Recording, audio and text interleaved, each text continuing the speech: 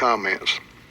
Before we get started today, I want to ask those of you to silence your cell phones if you would not mind, and also all of our commission members, use your speaker button up here if you don't mind pressing that button to give you the green light to speak when appropriate.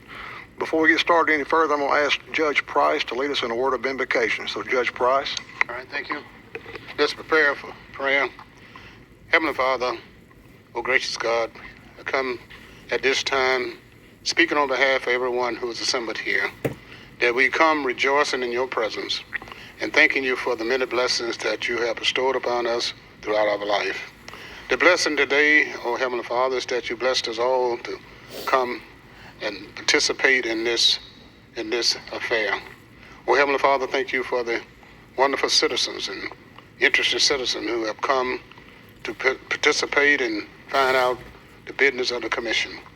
Thank you for blessing each commissioner here, oh Lord, that we come to do the business that those in the appointing authority had trust and faith in us and entrusted us to handle the business of the citizens of this state, that whatever we do and what we are charged to do is work out programs that will benefit others in the future.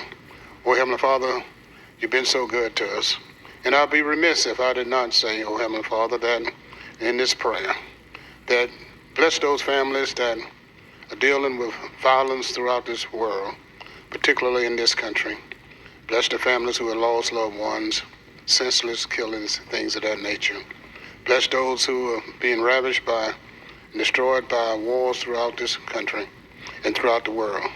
Oh Heavenly Father, this is a great country, America, exceptional country. But we do have individuals, oh Heavenly Father, that in this country that are not exceptional themselves. Oh Lord, bring peace among us, among mankind throughout the world. We won't understand it, but it be peace that you bring into fruition, and it be peace beyond our understanding. For your way is your way, and your way is the right way. Make straight your way, O Heavenly Father, and we will follow. All of that I pray and thank you in the name of your Son, Jesus Christ, as we do the work of this commission. Amen. Thank you so much, Judge Price, for that wonderful prayer. I'm going to ask our director, Mr. John McMillan, to have the roll call. John? Dr. Stokes could not be with us today. Vice Chairman Vaughn. Here. Dr. Saliski, he was questionable with some other responsibilities. Dr. Blakemore. Present. Mr. Gamble. Dr. Martin. Present. Dr. Jensen. Here. Ms. Skelton. Here. Judge Price. Here. Ms. Hatchett. Mr. Harwell. Dr. Saflarski. Present. Mr. Robinson. Present. We have a quorum, Mr. Chairman. Thank you, Mr. McMillan. Appreciate all of our attendees and commission members coming today. Could be a longer afternoon than normal. We thank you for your attendance. I hope all of you commission members had a chance to look over our minutes from the June 9th meeting. And if so, there now be a time for a motion in order to approve such minutes. Have a motion from Ms. Taylor Hatchett to approve. Got a Taylor from Mr. James Harwell from a second. Any other comments or questions on the minutes from the June 9th meeting? All in favor of that motion say aye. Aye. Any opposed? Thank you. Minutes are approved.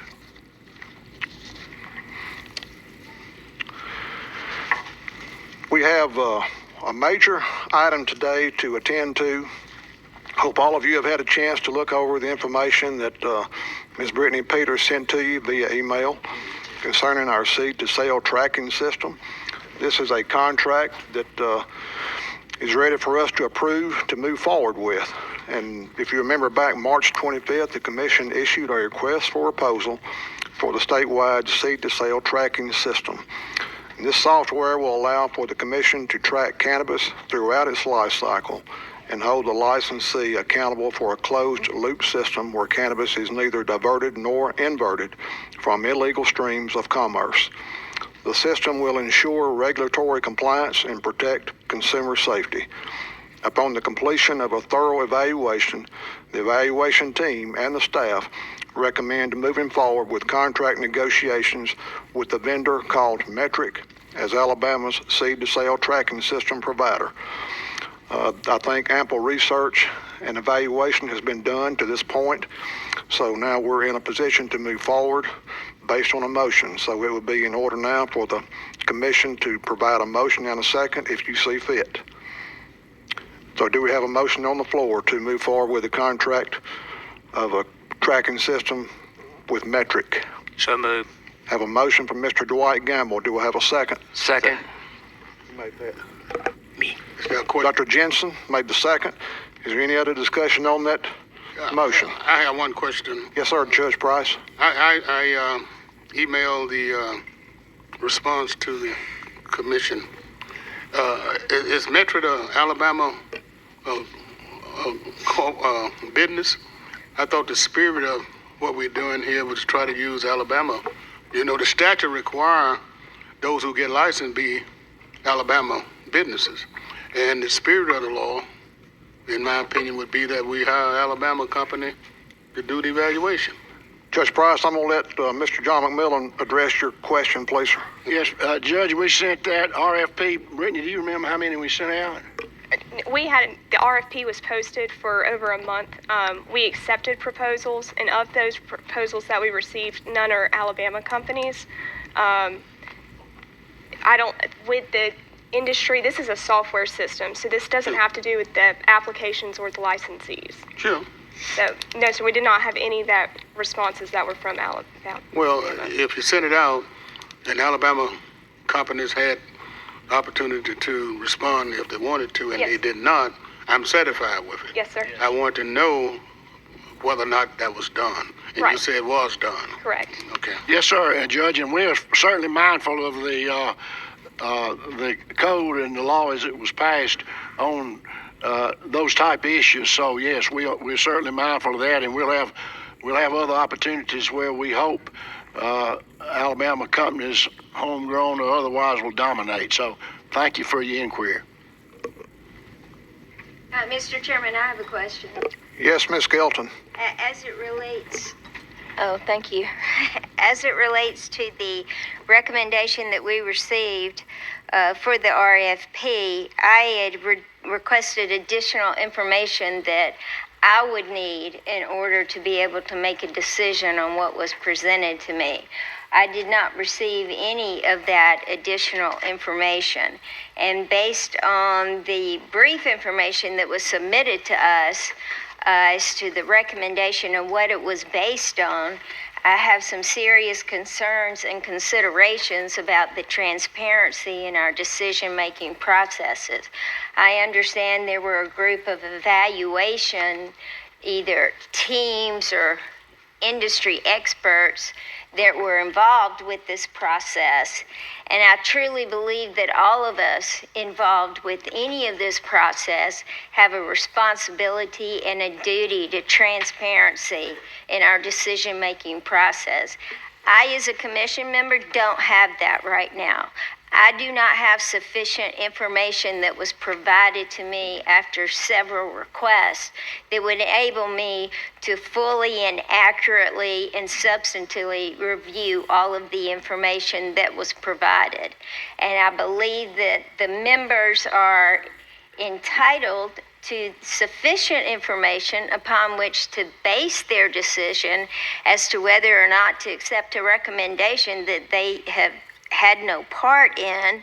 And at a minimum, I believe that this matter should be carried over until commission members can receive additional information that could substantiate the position that we take in voting on this recommendation. I'll respond to that, Mr. Chairman. When we're dealing with these evaluation committees, they are assured that their work is done in anonymity. We cannot roll those people out to the public for a number of reasons, one being that we might want to use them again for another evaluation. every one of them are very much qualified to do this type work with RFPs, submitting them, reviewing them, and doing them on an almost daily basis, and they were chosen for that reason. There are 2 or 3 other reasons that we cannot just roll out all of this information to the public. One being, frankly, that some of the companies that did respond would be embarrassed if their proposals were put before the public at all. We don't want to preclude anybody from being able to participate in other RFPs because of the potential embarrassment they might have. The company that we are recommending, Metric, was the overwhelming choice in every category of the evaluators, and we believe without any question of a doubt at all that they are the superior company. We know they were with the evaluators. The staff has totally reviewed those things. And, Mr. Chairman, I don't know anything else to say except there's a limit to what we can lay out before the public for both the people that submit proposals and the commission itself, if we're going to be able to carry on these type activities so that people that want to do business with us can be assured that they're not going to be either embarrassed or that their proposals are going to be laid out to the public. Could I respond, Mr. Chairman? Sure. Go ahead, Ms. Skelton. I believe that it is imperative that any proposals be laid out to the public, and I believe the people in the state of Alabama have a right to know what proposals are made and what our decision-making process is in making those determinations. And if someone wants to submit a proposal that would somehow or another be embarrassing if it got out, to me that raises even more questions about the propriety of the proposals. And I simply am stating as a commission member, in order to be able to vote on whether or not this recommendation should be approved or not, I have received insufficient evidence to justify approval and have requested additional evidence to hopefully get to that point. And y'all, you may very well, I know you've spent a lot of time studying this issue, and it may very well be the right decision. But in order for me to vote and do my job responsibly and to make clear to the people of the state of Alabama of the transparency in our decision-making process, I need additional information requested that has been publicly pushed in and submitted to the agency. And I don't have it. I would like to have it, and I would suggest that there would be a consideration to carry it over until we can get the information that's requested that could substantiate our position. Can I make a comment? Who's that? Can I make a comment? Go ahead, Dr. Blakemore. Hey, so in my research regarding seed-to-sale software, Metric is by far one of the best companies in the country regarding this. I've seen other companies. I won't name those names, but by far Metric is in most states dealing with medical cannabis. And so what I'm trying to get to, I'm not really sure why we're having the conflict about Metric. My position is not about Metric. My position is having the information presented to us that we can study and analyze and make a determination for ourselves the appropriate decision to be made. The only thing I would add, Ms. Skelton, is this point, that's just not the way it's done with state agencies. And I'm sorry you don't agree, but that's your prerogative, and you're free to vote however you choose to vote. Well, no one is questioning the qualification of Metric. I don't think that's what this issue is about. As Dr. Blakemore say, Metric is the premier company. Fine. The question is, I think, is who made up the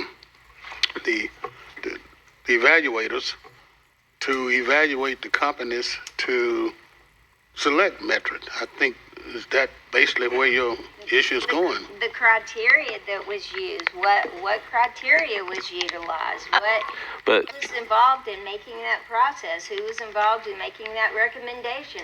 I believe that every one of us sitting on this commission owe a duty and responsibility to every single citizen of the state of Alabama to make well-informed and substantive decisions, and we are all here with our faces and names, so you know who to hold accountable if there's something that is done that for whatever reason the people don't agree with or think that there's a question about. When we have decisions and recommendations being made by mystery individuals, thank you, sorry, that we have no idea who they are or where they came from or what criteria they used to make this recommendation, that makes it impossible for me as a commission member to reasonably be able to review what was provided to me and make a decision on whether or not it's a recommendation that should be approved or not. I believe accountability should be at hand for anyone involved in making processes and decisions this important to the state of Alabama, and I don't think they should be kept secret. can I ask one question? One more question. I am not a lawyer. Should there not be anonymity for the people making the evaluations? I don't believe so, no. That's not something that's normally done. In my experience in state government, no. Okay. I think, Dr. Blakemore, you're onto something that typical protocol with state agencies such as our commission, that is normally the way it is handled, that these evaluators will remain anonymous. But I'd like Mr. Autry and Ms. Peters to comment further on that. Sure. I mean, if I can provide a little bit of clarity about how we handled the evaluation process. So I oversaw the evaluation team. I did make a commitment to those individuals that they would remain anonymous throughout this process. The goal in doing so was to make sure that vendors don't approach them about their decision, lobbyists, politicians, anything. We wanted this to be as out of the public eye as possible. We wanted them to look at the content within the proposals, evaluate it. We had people that are all state employees. They have backgrounds in software architecture and application development, law enforcement, emergency management, agriculture, enforcement, and regulation. We tried to pick members who were familiar with these types of software systems and who would be using them. I did make a commitment to them that they would remain anonymous. I've been working with the Office of Information Technology, who does multitudes of RFPs. They help other agencies with RFPs, especially regarding software. And they said it's a perfectly common practice for those individuals' names to never be out in the public. They shouldn't be subject to scrutiny or asked to question their decisions. They've reviewed these documents, 820 pages worth. They've watched 5.5 hours worth of software demonstrations, and they came to this conclusion not because they have something to gain from doing so. They did it because they said this was the clear vendor who could provide the service. And it was unanimous. They all agreed Metric scored the highest in each of the categories. The categories were assigned based off the RFP. The scoring matrix was laid out in Section 7 of the RFP. We evaluated those proposals based off qualifications and experience, technology requirements, functional requirements, and their pricing. The evaluators were not aware of what the pricing was until we met on July 6th. They had tabulated the entire scores of those RFPs without knowing what the pricing was. We wanted them to focus on the content. We did not want them to be swayed by this is cheaper, that's more expensive. We wanted them to know what they thought of the content. So we met on July 6th. We discussed the contracts that we had received, and it was unanimous. They wanted to see what the pricing was from Metric. We provided that information. They scored the highest in every category. I provided a memo on Tuesday, I believe, that outlined these details, and I hope that the commission feels comfortable with that explanation and outline, and that's why we're not sharing who the evaluation team is. And if Metric does get the contract, how long is that contract good for? It's 3 years with 2 renewable years. Brittany, would you mention the different things that Metric was graded on, of how they were evaluated, please, ma'am? Sure. So we had a qualification and experience category. That was exactly what it sounds like. They told us about how many years of experience in the industry. They were actually, I believe, one of the first companies to enter into this space, and they began in Colorado. They've done 16 implementations for statewide tracking systems since that time. They have had great response. We contacted some of the states that they currently provide the service for. We were very happy with the response we got from those states. All of them said they were satisfied with the software. We also evaluated the technology piece. So this is kind of more in the nuts and bolts of what's behind the scenes. They provided a great warranty for the product, a promise of 99.9% uptime, meaning that licensees and the state would not have big blackout periods where you couldn't access the system. We outlined 43 functional requirements. They said that they already meet those functional requirements or could meet them. And finally, pricing. They provided the most cost-effective option for us as well. Are you aware of how many states they're currently in? 16, and they've had a 100% contract renewal rate. And the last point, can other softwares integrate into Metric? Absolutely. And so that was really imperative for the Alabama's program. The law states that we will have a statewide seed-to-sale tracking system, and licensees can utilize any third party as long as it integrates into Metric's software. Mr. Chairman, may I respond? Yes, Ms. Skelton.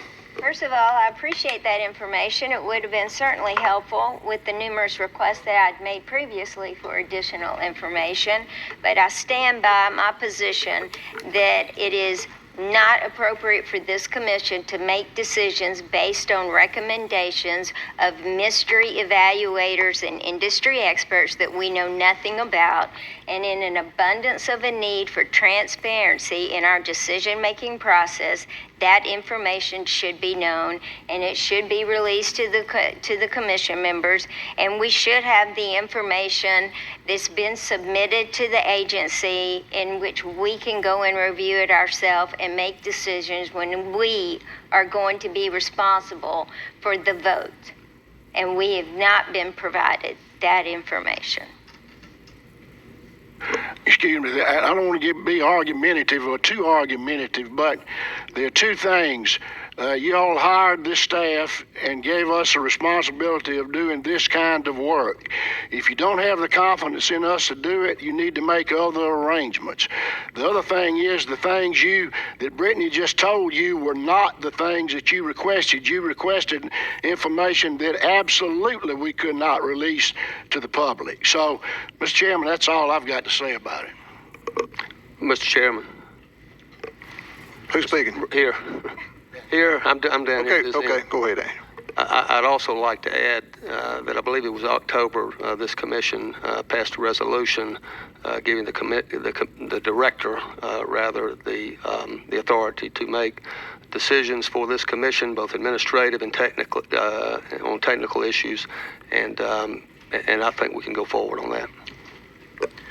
Mr. Chairman, if I could say a word. Yes, I have Mr. full Campbell. confidence in our commission and our staff, and I believe that the emails that were sent out to us concerning Metric and their qualifications and then the follow-up email that outlined the next closest competitors is sufficient.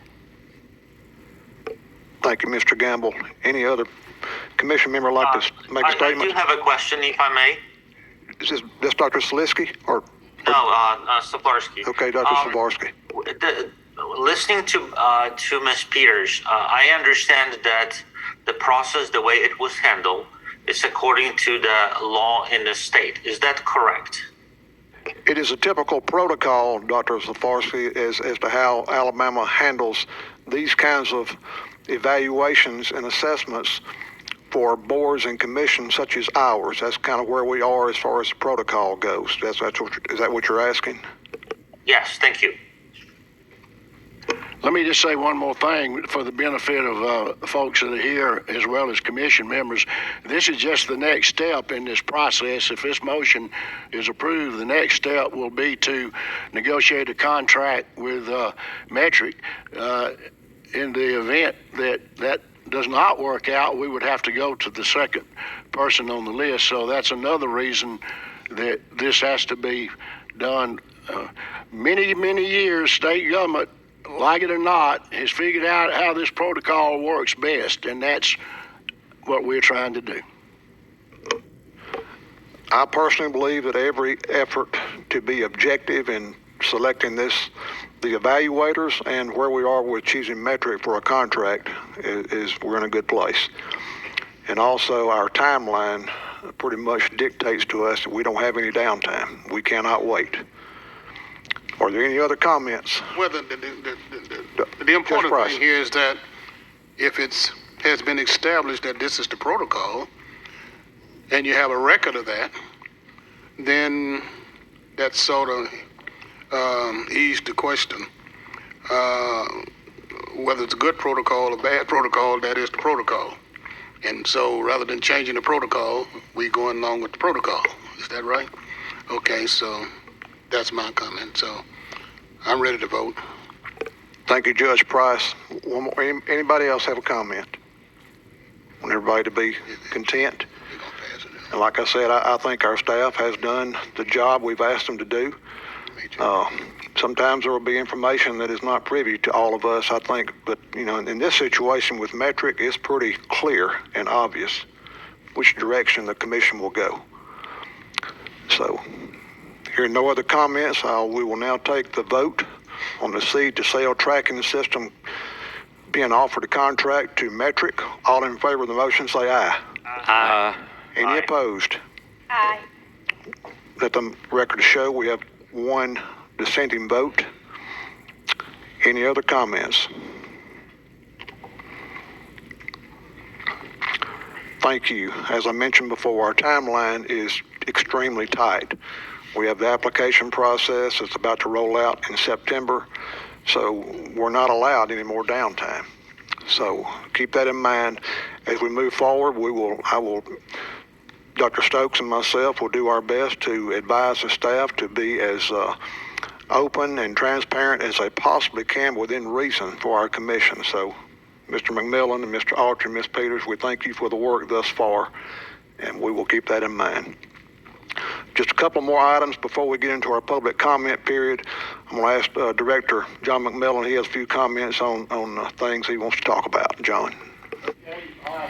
One thing that I wanted to make everybody aware of is that we have hired Justin Allday as an attorney. He was not able to be with us today, but he will officially go to work on the 18th. We didn't get into the other committee reports, but I do want the commission members to be aware that you have, and Dwight, I hope I'm not stealing anything from you, but you have our. Okay, so I'll let you do that, Dwight. And Daniel, you had a comment about. You want to wait? Okay. After. Okay. All right. Okay, Mr. Gamble, go ahead and let you give a treasurer's report if you'd like to. All right. I don't think there's really anything new to report. Ms. Doucette is here to answer any questions, and she may have some comments that she'd like to make concerning our budget today. Thank you, Mr. Gamble.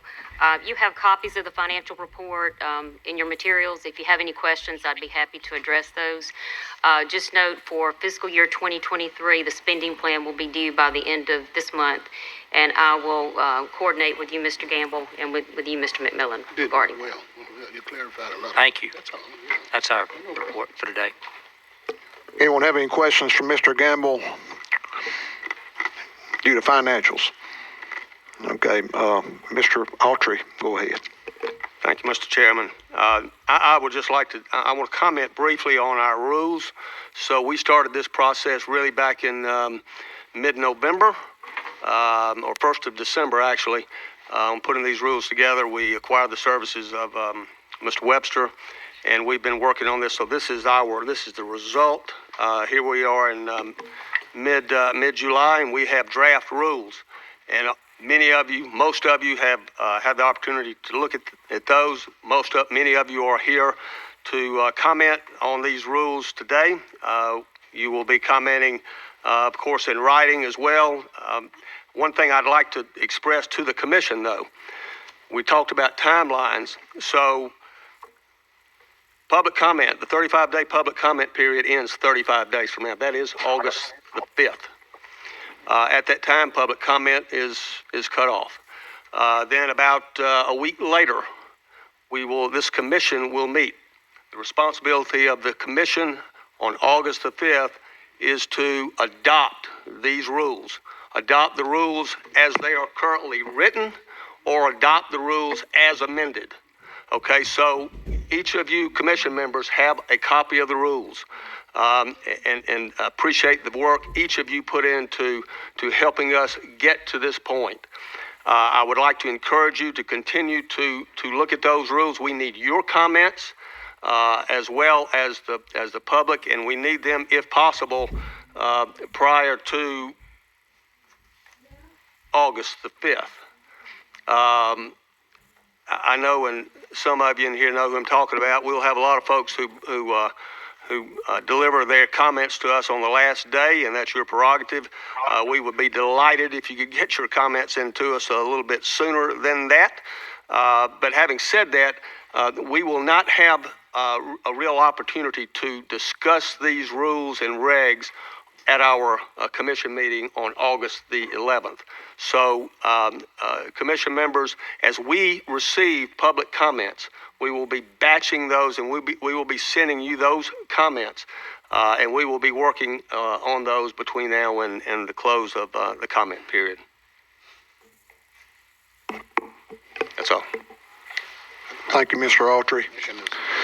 So keeping that in mind, we know you may be working a long weekend before that next meeting date, August the 11th, the next commission meeting. So a lot to take place between now and then. Today is our only public setting for public comments, but there will be time for, if you want to email one in, that's certainly fine, up till August the 5th. So keep that in mind. Anybody else have any questions before we adjourn our commission meeting today? Once again, we'd like to, Dr. Stokes, our chairman, he's out traveling. He and his wife are traveling today. That's why he could not be here today, but we wish him well. Look forward to seeing him back. And Mr. Will Webster, he's kind of been quiet today, but he's done just an exemplary job on preparing our rules and regs today. He's kind of been the steamroller behind this. And while I've heard several of you today, but prior to our meeting, spoke with you, and you were telling me how sound and just they've been well thought out and well worded. So, Will, thank you for that and get us to a good place. Do I have a motion to adjourn? Second. Got a motion from Mr. Harwell, a second from Judge Price. All in favor of that motion, say aye. Aye. Aye. Thank you. So this meeting is adjourned. We will see you at the next meeting, August the 11th, and we will now immediately go into our public comment period. I'm going to turn this section of our meeting over to Mr. John McMillan. He will direct the commenters to the podium up here. John? Thank you, Mr. Chairman, and thanks to everybody that's here with us today. I've got a couple of things I want to mention before Will is going to make some comments, and then I will preside over the public comments that we're going to have. Well, just so you all know, we have 21 folks that have signed on to make comments today. We'll give each speaker 3 minutes. Brittany's going to keep the time, and at about 2.5 minutes, she'll say 30 seconds so that you'll know, and we'll ask you to end promptly on time. If anybody speaks out of turn, we will not on an issue unrelated to the terms. I will ask you to refrain from those remarks and to please have a seat. We are solely focused here today on get public input on the rules and regulations draft that have been made available. And to anybody that may be with us online, that's all of this is available on our website at amcc.alabama.gov. we will be accepting comments online, as well as responding to any questions that folks have online.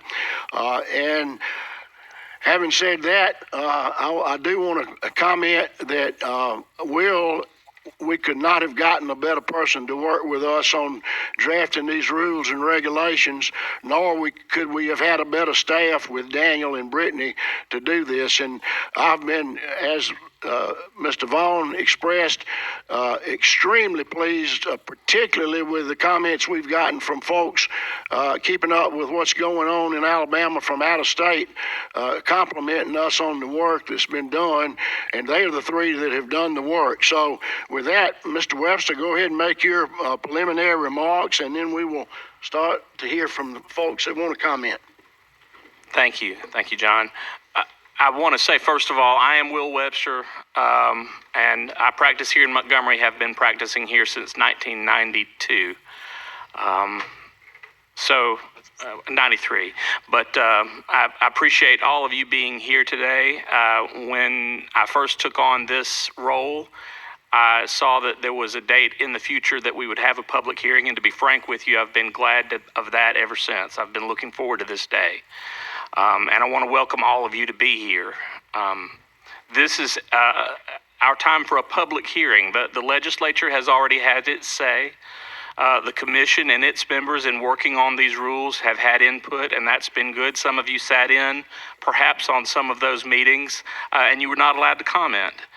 That's all changed today. Today is our day to listen and your day to make comments. And I'm pleased that 21 of you have taken advantage of that opportunity. As has already been mentioned, this is not the end of that. We will have until 5 p.m. on August the 5th for anyone who's here, anyone who's listening in that hasn't made their comment yet, didn't get the opportunity, thinks of something different. We want to hear from you. These rules, as much as everybody's talked about how great they are, they could be better. And that's where we're looking to you to help us point out things that you've seen that maybe we haven't, or to point out some ideas and input that needs to go into them.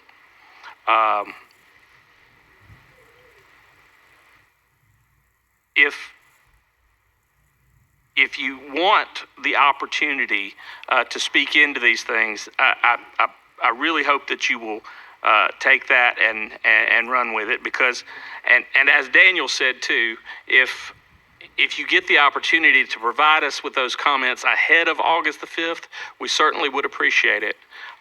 We have to turn that around and get this back in front of the commission on August the 11th. With them having looked over and make a decision as to all of the changes that we end up making. So it will be better if you can provide your comments ahead of time so that we can fully vet that and think through, and make those changes as we need to. We're glad to get your questions. Several of you have placed comments that we've already received in terms of questions, and there's nothing wrong with that. What we'd really rather see, though, is comments. So if you do have a question, one of the things that I'd like to encourage you to do is tell us how you think that question ought to be answered. Because sometimes it's a little difficult to tell when you make a question, well, should we say yes or should we say no to that? What's the point? What are you advocating for? And if you could help us by putting that to us, that would be very helpful. Today is our day to listen. So don't be disappointed if you leave here today and you don't feel like you've gotten a good, strong answer to what you were saying. The idea is not for us to necessarily respond to all of your comments. A lot of these things are going to have to be thought through. And even if we were to say right on the spur of the moment, well, that sounds like a really great idea, and well, yes, we'll do that. That's something that we've got to think through. So be aware of that. We may ask for some clarification to help understand where you're coming from, to help be clear about what you're saying. But mainly, today we and when I say we, I mean myself, AMCC staff, as well as the commission members. We're here today to listen. You may find that your comment will lead to a change in the rules as they're put forth ultimately.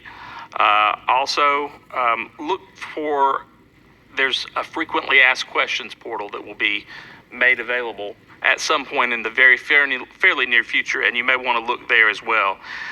Last two things I want to say is, number one, and I've said this before, we can't change the act. That is not the province of the commission to do that at all. There are several things that we've gotten comments on already that you may have a good point, but we're going to have to take that up with the legislature because that's not something that we can change. But the other thing is that we can't provide you with a legal opinion. Some of the comments that we've received already have been in the nature of saying, would it be all right if we did this, or does the act allow this or allow that? Would the rules permit this or that or the other thing? And as much as we'd love to help you, the best we can probably do for you is point you to a rule and say, read this rule over and see if that doesn't answer your question, because we can't do a legal opinion for you. That's got to be something that you'll have to go out and find your own private counsel to help you do that. I hope that helps, but I'm really looking forward to engaging with you in the comments that we hope to receive soon. Okay, thanks, Will. The first speaker that we have today is Glenn McElfresh. Is Glenn with us? Okay, the second speaker we have on our list is Tracy Reed. Is Tracy here? This is going to go faster than we thought. The next speaker we have is Brian Henry. Is Brian with us today? The next speaker is Donald Muse. Is Donald with us today? The next speaker is Kyle Bridgeforth, and I have not seen Kyle. Are you here, Kyle? The next speaker we have, and I apologize if I mispronounce some of these names, is Natalie Alacron. Is Natalie with us? The next speaker, Riley White. Is Riley with us? The next speaker is Kelvin Fluker. All right, Kelvin, come on down. I promise I did not make up this list. These people registered, I promise. Hello, thank you, Chairman. Thank you to the committee. I guess no real question. My comment, or what I'd like to propose, would be in relation to the medical doctors who are going to be assigned to write the actual letter or recommendation for the actual medical cards. Will chiropractors or people that deal with chronic pain have that opportunity? I haven't actually read that anywhere. Haven't really seen that. I think, as you know, the Medical Association and the Board of Medical Examiners are handling the doctor certification and education with this program. So that question would more aptly be posed to those groups. Okay. All right. Thank you. And I'm not sure. We just really don't know. Right. But thank you so much for being here. And if there's any way we can help you with accessing the information you need, please get in touch with us. Yes, sir. I seen on the site where you guys had put out the kind of like the application for the doctors to be able to start reviewing that. And I just wanted to be able to see if chiropractors would be able to actually take that exam. Okay.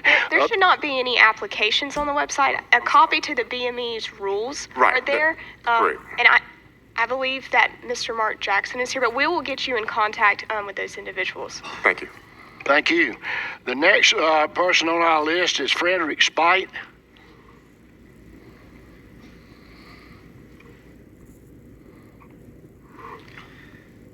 Good afternoon. First and foremost, I appreciate y'all for having me today and the work that y'all have done so far. My name is Frederick Spite. I'm the policy director at Alabama Appleseed. I'm also an attorney here in Montgomery, Alabama. I'm not going to take up too much time because my comment is really just a short form of a longer comment that I'll post either today or tomorrow afternoon.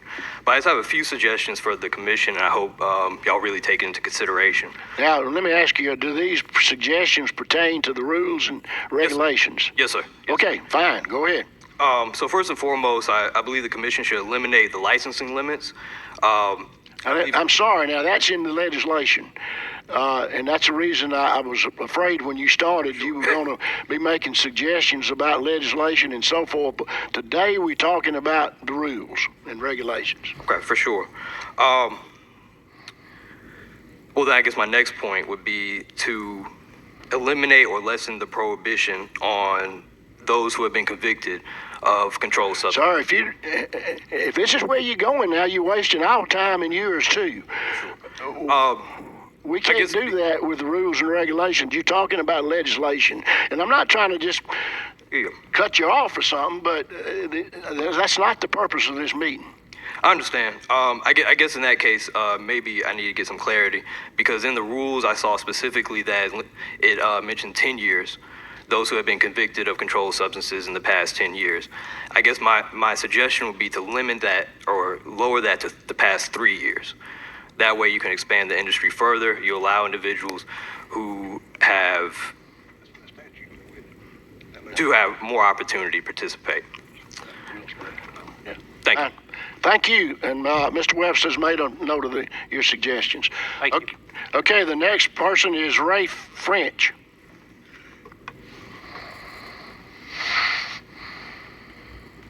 Hello, I appreciate the opportunity to address this group today. As a lifetime resident here from Montgomery and in the state of Alabama, working in the field of horticulture and agriculture, and working also nationwide and worldwide with Home Depot, distributing plants around the United States and working with breeding programs, working in the regulated industry, commuting to Boulder and to California, working in the regulated cannabis industry, and seeing this industry grow across the country. Based on the rules that you wrote, based on the legislation and what was allowed, I just wanted to commend you on hard work that you've put forth and this complicated process, and seeing so many other states go through this. I just think that based on the parameters that you have, I know there's comments that you're going to see, but I really feel like that based on what you had to work with, you've done a great job with it. And I want to thank you for your service to the community and bringing this needed medicine to the state of Alabama. Thank you. Thank you. Thank you. Next, Mr. Tony Patelis.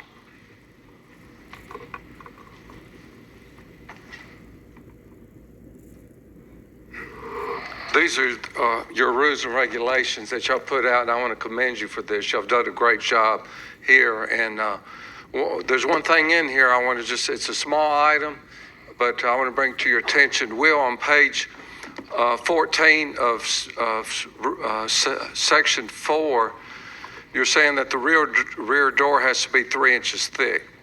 There's no such thing as a 3-inch steel door unless you have a vault.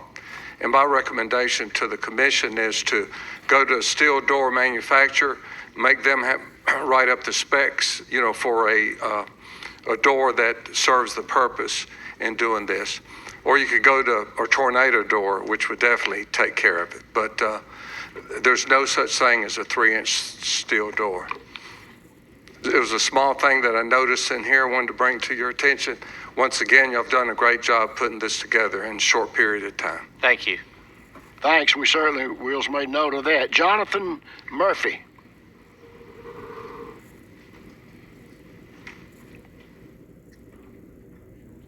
All right, it's a pleasure to be here with you today. I'm here on behalf of medical cannabis company Aspire Medical Partners and their team, which is comprised of Bridgeforth Family Farms, Hudson Alpha, and Alabama A&M, among others. Unfortunately, Aspire Medical Partners representative couldn't be here today, including Kyle Bridgeforth, who you mentioned, due to pressing family matters, so you're stuck with me.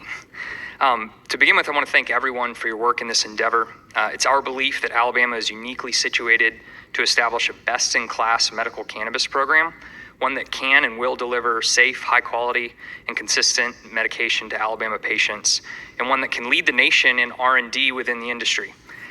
Outside of the written comments that we'll provide to the proposed rules in the coming weeks, we've posted publicly a memo on our website that just highlights what we think are some helpful considerations related to the issuance of cannabis licenses nationally. But for our purposes today, I want to call your attention to 2 areas in the proposed rules where we believe that there may be an opportunity for additional definition and clarity. The first is the evaluation standards and criteria that are used by reviewers, and the second is the role of R&D in Alabama's medical cannabis program. As to the evaluation standards and criteria, we're told in Chapter 3 that the scoring of applications will occur in accordance with the Act and the criteria for awarding licenses provided in that chapter. We're concerned that the evaluation standards and criteria provided right now do not yet provide the level of specificity that would be necessary to guide a reviewer in the consistent scoring of applications. We believe that greater specificity around the evaluation standards and criteria will provide constructive clarity for applicants and reviewers alike that will facilitate a consistent and fair process that ultimately will benefit Alabama patients. Second, we believe that the Alabama legislature's statutory commitment to the establishment and growth of research and development within the medical cannabis industry will be one of the key features that set Alabama's program apart from other states. This focus not only demonstrates an innovative approach to the launch of this new industry, but a commitment to pursuing safe, consistent, and reliable patient care that results in greater patient outcomes. As such, we believe that the legislature's commitment to R&D in the underlying statute should be reflected in the rules and regulations, perhaps through its inclusion in the evaluation criteria for applicants, or by providing additional enabling language throughout the rules that will help facilitate a robust R&D program. We'll be providing additional, more detailed comments in the coming weeks. Thank you all so much. Thank you. Okay, the next person is Ellis Ollinger.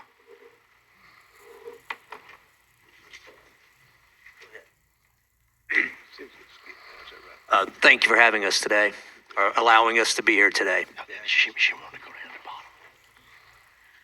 Hi, my name's Leah Ladd. I think I'm next on the list with Flowerwood Nursery.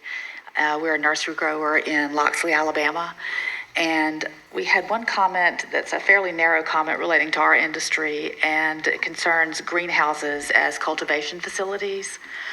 In the Alabama Department of Agriculture rules, that's 80-14-1 of their rules, in the definition section, they define a cultivation facility as an enclosed structure where cannabis is planted, and then further define enclosed structure as a permanent structure for cultivating cannabis using artificial light exclusively or as a supplement to natural light.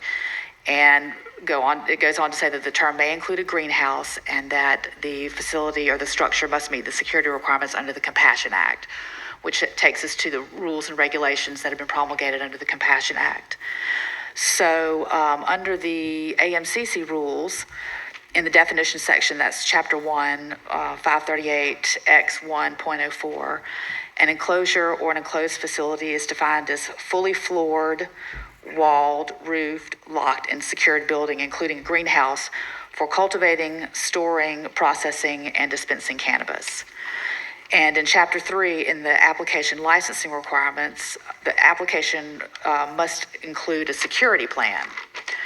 And in the security plan, there are minimum thresholds for all facilities, which include cultivation, storing, processing, and dispensing, which include 3-inch steel doors and reinforced exterior walls. So 3 of these requirements, a fully floored facility, 3-inch steel doors, and reinforced exterior walls would not be typical of a greenhouse used for cultivation. And so our comment or our question is, with respect to those 3 items, would it be possible to establish separate security requirements just for greenhouses? Because that impacts, as for purposes of the application, whether we would be able to modify an existing facility to meet security requirements or whether we would have to build an entirely new facility to meet security requirements just with respect to cultivation. Thank you. Thank you. I should have said and reminded you all, I don't think any of you are bashful, but if any members of the commission have any questions, we won't deduct that time from our presenters. Thank you, Ms. Ladd. Tom Kelly.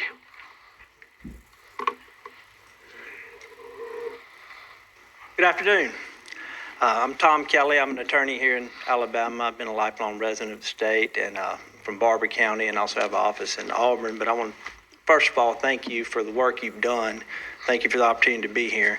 I'm here today representing Alabama Always, which is an Alabama corporation that's going to be applying for an integrated facility. Major investor Teddy Gentry is here, if y'all know the group Alabama He's here with us today. It's interesting, his first royalty check, he bought his grandfather's farm in 1980 and has been involved in agriculture ever since. He's, got a particular interest in this from friends and family members with Parkinson's, PTSD, and many other things that medical cannabis can really help with. I had the opportunity to look over the rules, and I want to commend the commission again, Mr. Webster. I mean, that's a lot of work in a really short period of time. We've been looking really hard at Chapter 3, and we look forward to the opportunity to pose questions in the future concerning Chapter 3 and the application process. But Alabama Always is a company. We're committed to have an integrated facility ready to go on day one. And I just really wanted to thank you for all the hard work, Mr. Chairman, members of the commission, Director McMillan. Thank you again for your hard work and all the work you've been able to do in such a short period of time. Thank you. Thank you, and we'll certainly take that under consideration, Mr. Kelly. Tavares Heinzman. Hugo Aviles, I'm not sure. Derek Davis. Benjamin Bramlett. Okay.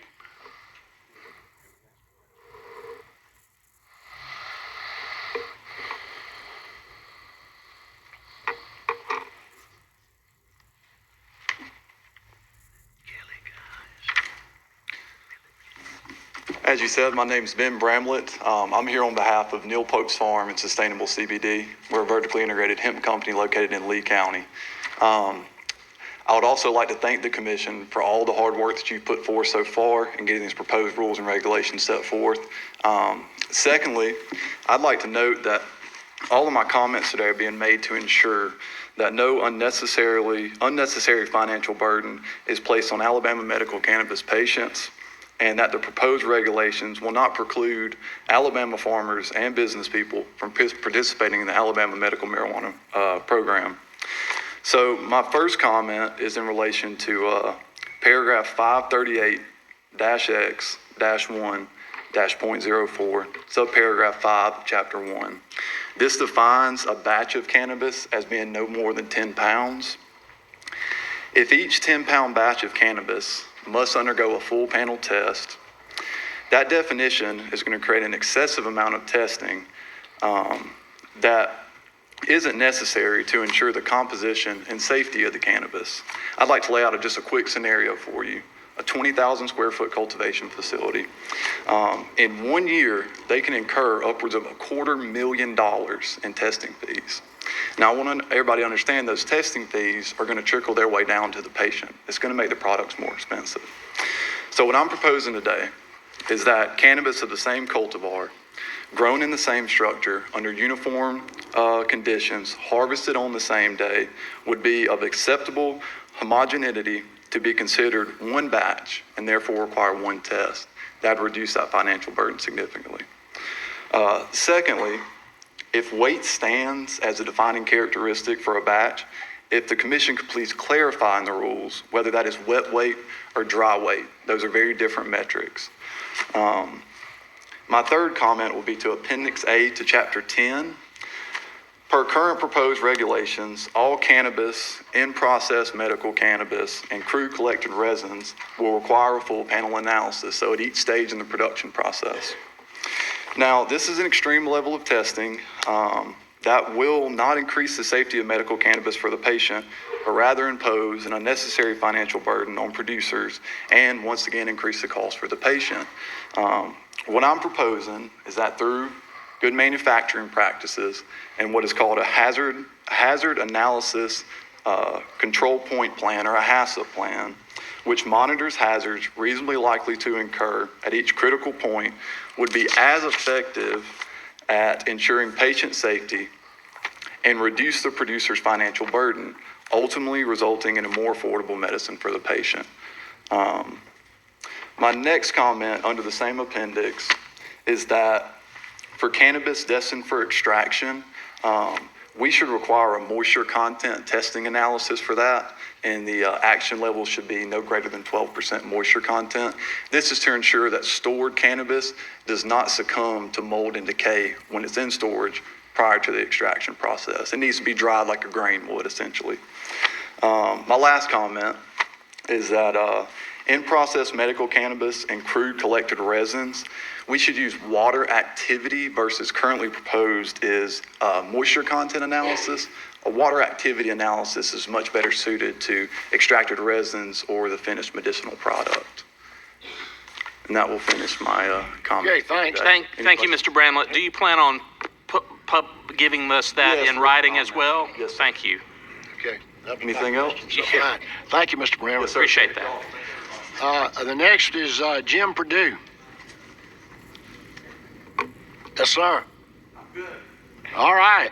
We've been looking for you all afternoon. Cynthia Atkinson. And Cynthia will be our last presenter.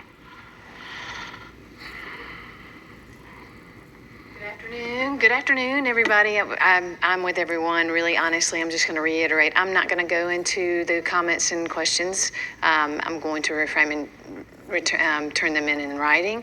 But I did want to thank you all so much for all that you've done. As you know, many of you know I've been in this in the very, very beginning, from the first committee meeting, as a testimony of my husband's illness and how effective this has been for him, how effective it was for him, and how much I believe this is going to be a game changer for so many people. And honestly, to allow them the opportunity to use something that's more of a natural base versus the synthetic chemicals that can be highly addictive and, that can also destroy people's bodies in many ways. This is just a phenomenal option. I want to thank you for your hard work and your time. I've been with you guys from the very beginning. I've come to many of the meetings. You've done an incredible job in such a short amount of time, as we've all mentioned, pulling the rules together. Our team is looking forward to presenting our opportunity to hopefully be a part of this as well. And again, most importantly, is to bring the purity and the cleanest product to the patients and the citizens of Alabama. That this will be something that will definitely make a huge difference. And I think you're going to find that the opposition that you had today, in about a couple to 5 years, who knows how long, you're going to have the opposite. I believe that they're going to finally realize, from a medicinal point of view, the research that's been done in all the other 38 states, there's a reason why they have been passed. And so I just want to... Need to cut you off now. We appreciate you being here and appreciate your comments, but if you have anything specific to the rules and regulations, please... We're going to submit Please them. get them to us. Sure will, but I want to thank y'all so very much. Okay, thank you. We're in good shape on time. Mr. Spike, did you have anything else that came to mind? I'll submit it all in the public comment. Okay. Anybody else feel overwhelmed to pass something along pertinent to the rules and regulations? Yes, sir.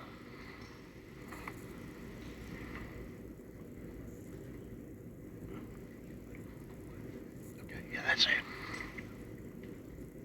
it. My name is Mark Acker. I'm a lifelong Alabama resident and currently president of C&W of Northwest Florida. That's Cannabis and Wellness. For the last 3 years, we've serviced thousands of patients, specifically for medical cannabis cards.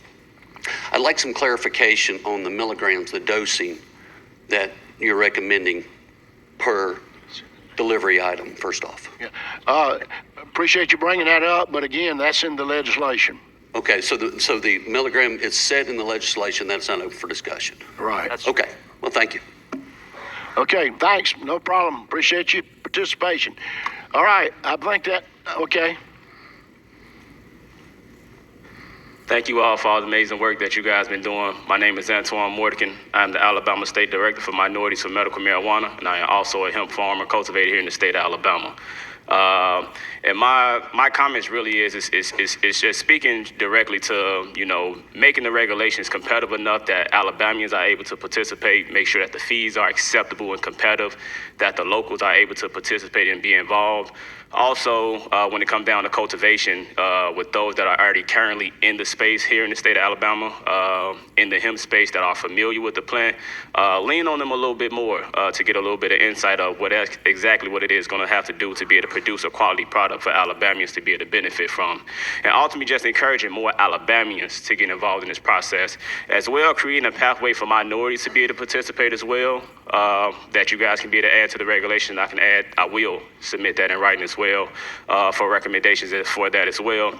But the goal is, and the reason I'm here to speak, is just making sure that Alabamians are able to be able to participate, a little bit more attention to be paid to the underserved community, that we are able to be able to participate in this as well. As I look around this room, it's funny that I got my start in this room that encouraged me to get into the into the cannabis political space of it. I actually spoke here in front of the Alabama Health Committee, in support of the bill to make sure that this industry is diverse and that Alabamians and black folks and minorities here in the state are able to benefit and participate.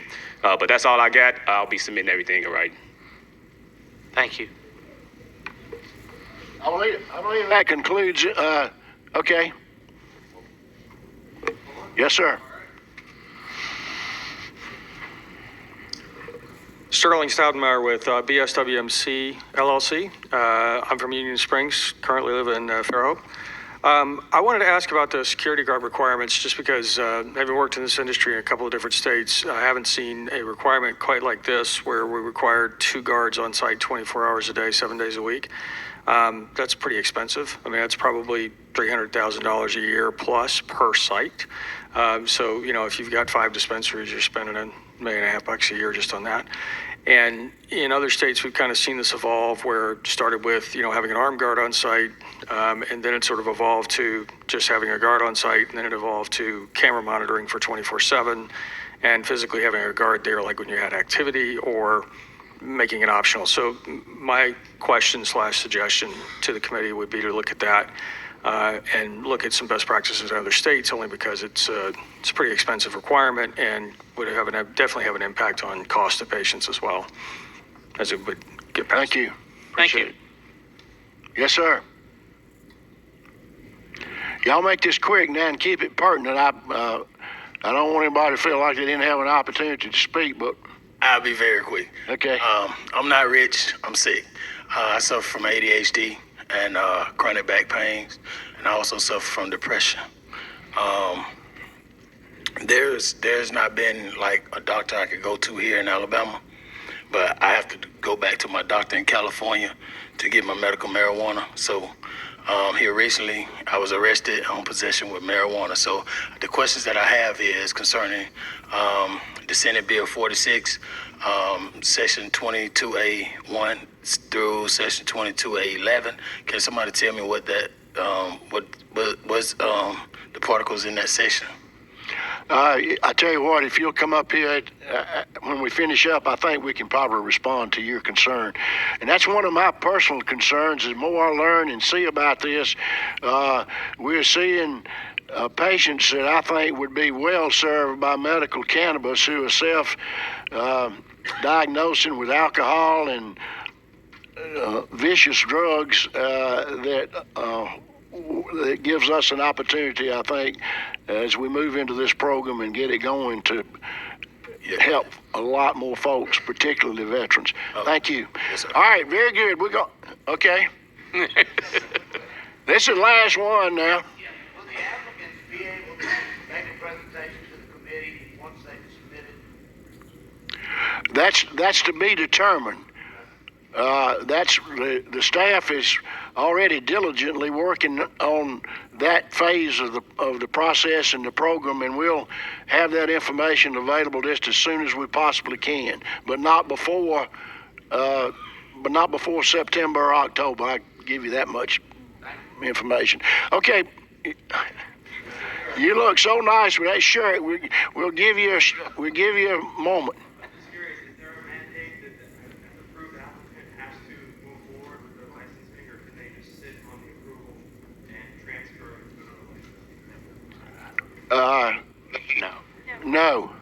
No. Okay, thanks a lot to everybody. We'll turn it back over to Mr. Vaughn, and Before we dismiss, I'd like to ask Dr. Martin, are you still online with us? Dr. Saflarsky and Dr. Saliski? Yes. Yes, I'm here. Okay, just want to remind you, prior to our August 11th meeting, please take some time to review the document that was sent to you from Brittany concerning the Code of Conduct and Ethics. We will take that up at our August 11th meeting. Thank you. We are adjourned. Thank you.